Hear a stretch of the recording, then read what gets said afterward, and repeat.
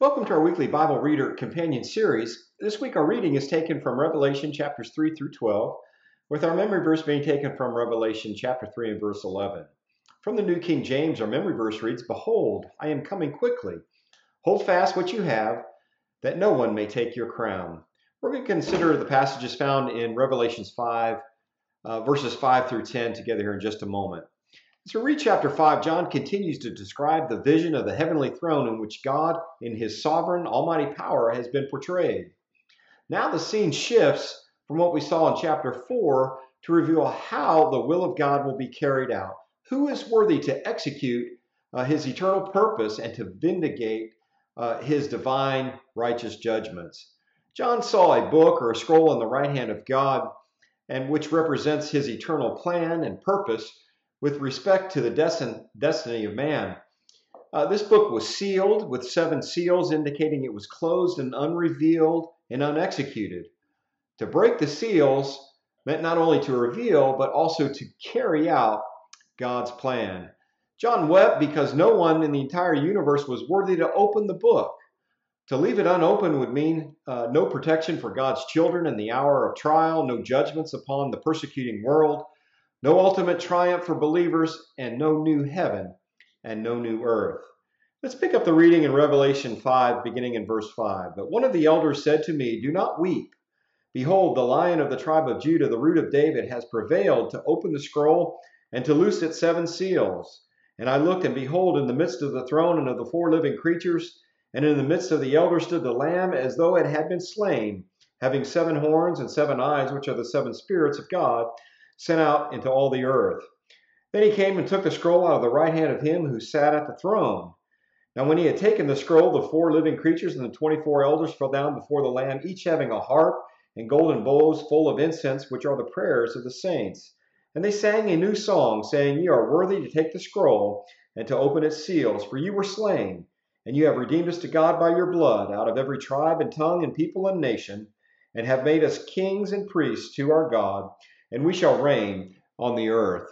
In conquering Satan and bearing the full burden of the wrath of God against sin, Jesus had proven himself to be strong as a lion.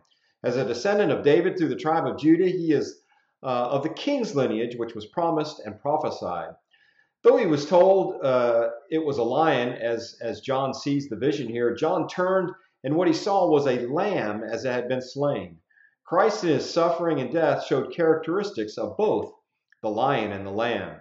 As Jesus takes the scroll, the 4 beasts and the 24 elders fall down before the Lamb with harps, signifying their praise given to God, and the vials of incense, which says it symbolized the prayers of the saints. It states that they sang a new song here. There are 2 different words that mean new in the Greek. One means new in regard to time, and the other means new in relation to quality. It is the latter word here in meaning that is used in relation to quality. The spiritual provisions of Christ for man were something never experienced before. We have a new joy, a new peace, a new relationship. These are all new in quality. The phrase new song is found in the Psalms in several places and over in Isaiah, and it indicates the new mercies of God. In Revelation, it suggests the new mercies of God in Jesus Christ.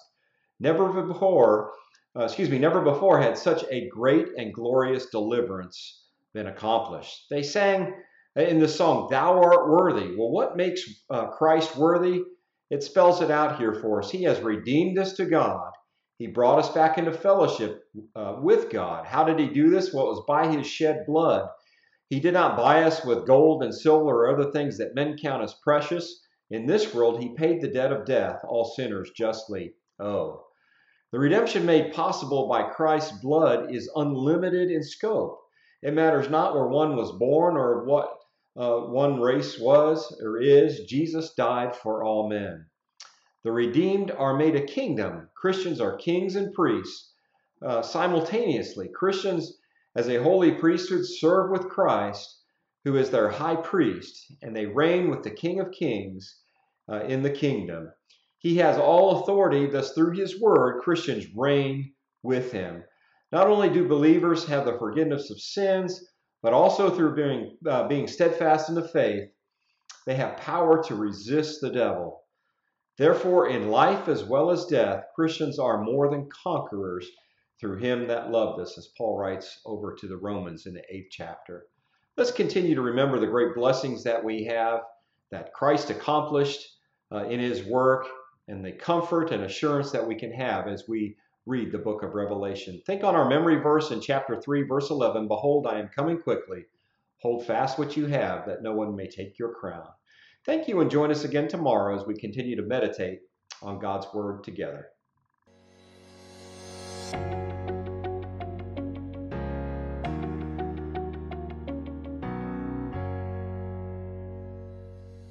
Thank you for taking the time to watch this video. Subscribe to our YouTube channel and follow us on Facebook for more content like this.